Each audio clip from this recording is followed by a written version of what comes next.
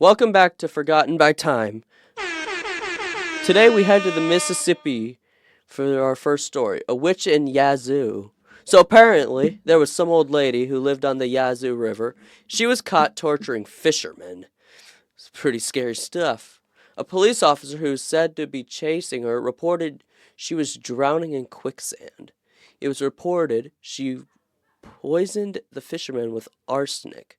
So that's assuming that's probably why she was running from the authorities because, killing people not really a good thing and you'd probably not want to be there. Um anyways, an additional story reports that in 1884 there was a young man named Joe Bob Duggett, which already is a really interesting name. Let's give him one of these. He entered her house because he was coming by on his raft. So when he entered the house, he snuck into the house to, because he heard screaming. And it's going to get worse, so be ready for that. The woman's house, when he heard something truly disturbing, he heard a screaming, as I said. When he entered the house, what he saw was nothing short of horrifying. Two dead men were found stretched out on the floor.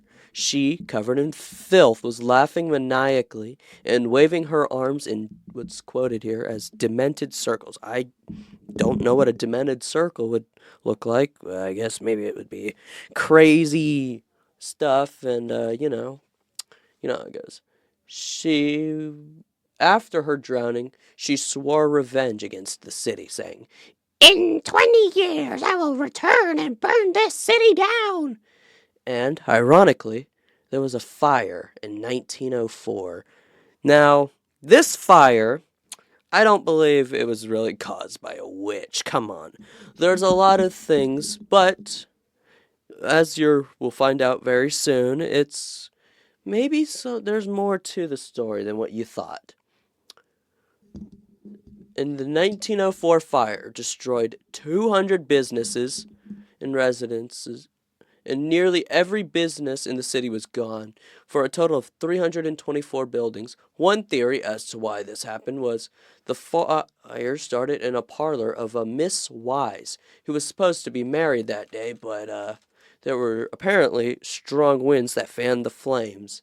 So, which does seem right because logically, strong winds, like what we've seen in California, they caused all that devastation. So, yeah, winds could have made it really bad, but I feel like that is the more likely situation than a witch saying, "Oh, 20 years from now." Although it did happen exactly 20 years later, I'm not exactly sure it was like actual.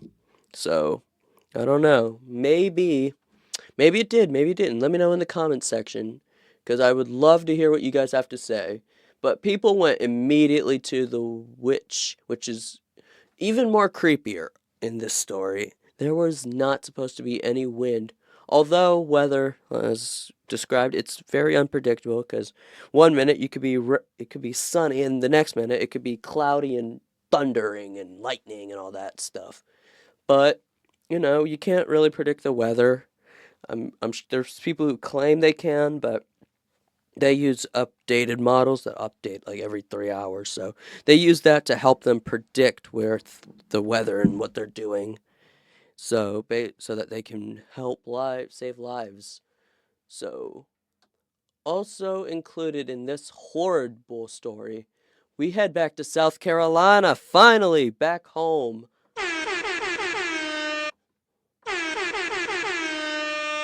So what my mom called SMS, which is short man syndrome. This is going to be about a serial killer here in South Carolina.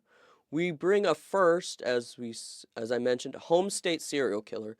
I decided to talk about this story because I've recently watched a video called "Serial Killers in Every State." It went over every state, and for our state, we got what my mom calls SMS or short man syndrome because this man killed people because he believed that they were bullying him because he was short. This man was barely 5 foot. I think he was 5'4" or 5'5". Although that's not barely 5 foot. It's close. So, what he did was awful. He was a murderer who had at least 12 victims. He claimed 115 victims, which I don't get because wouldn't you want less so you get less time in prison? No. He was thinking in his twisted, sick mind, he wanted to be notarized, meaning he wanted to be more like feared in prison because you know how prison goes. Fear runs prisons a lot, so having more kills to your name, supposed, would make you more intimidating and people not wanting to mess with you. Although he didn't always start like this. He was abused by his stepfather and was bullied to him being short. Now, this I can relate to because I'm not the tallest person in the world. So, but I don't remember being bullied for being short. And even if I was, I wouldn't take it out on anybody because God made us, all of us, even us short kings here, special. He has a reason for all of us. At age 11, he quit school, which you should not do, even though you think you know it all. You don't. School can teach you really good things, like how to be kind to people, hopefully, and, respect and math. That's basically all you need to learn soft skills and math and a little bit of history, but I love history, so. He was sent to school. No, he started working on cars, but due to his small stature, he got arrested for assaulting a woman with an axe. Now, I'm coming back to that point of because he was short. He was arrested in 1946 for assaulting a woman with an axe. Apparently, from what I remember, he like cut her hand off or something, and I think he chased her around. But obviously he got arrested. Let's go. He was charged for it, so. But in prison, he would look for protection at the price of himself. Inmates would do not so nice things to him in exchange for his protection. But, I mean, he decided he would also look to stand for himself by making a name for himself. He murdered an inmate, so he would get more time, and he was charged with the 11 murders and sentenced to death for those 11 murders I told you about. The 12th one was the extra one in prison. Now in 1976, South Carolina Supreme Court ruled the death penalty was unconstitutional. So they brought his sentence down to 8 life sentences, which I'm pretty sure like life. We'll say life is 100 years. That's like 800 years on top of whatever else he's going to get for the assault charge. So he was not getting out. So, but like I said, he murdered an inmate and was given the death penalty when it was restored. Now, I agree, we should be given the death penalty, but I do think we need to extend it to some not so nice people, which I'm not sure I'm allowed to say. But basically, if you do a crime against kids, if you kill cops, anything like that, anything along those lines, yes, you should be given the death penalty because that's just awful. Now, I don't see why people would want to hurt people. Why can't we all just be happy and get along? Now, I'm not saying you can't have disagreements with people over anything. No, no.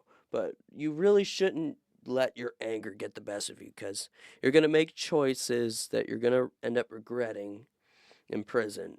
Now, this guy here that I was telling you about, Donald Henry Gaskins, I don't remember if I put a name in there. I'm sorry for that. He wrote a book called The Final Truth. Now, on the day of his execution, he tried to take his own life. He tried to cut his wrists, kill him, basically off himself.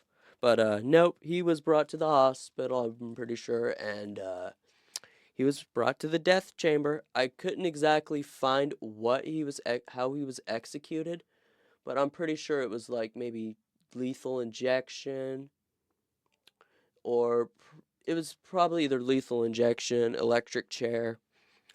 Maybe firing squad? I don't know. I think they still have firing squad here in South Carolina. For his final words, he said, "Let my lawyer speak for me. I'm ready to go." So he was ready to pay the price for what he had done. But 13 lives would be affected by him. This man is truly evil and does not deserve to be remembered except for the victims. The victims deserve to be remembered for what they had to go through. This man is despicable, was despicable. Evil man. Thank you for listening to these haunting stories. I know this episode's probably going to be shorter than my normal ones, but I really couldn't find a lot of information about either story.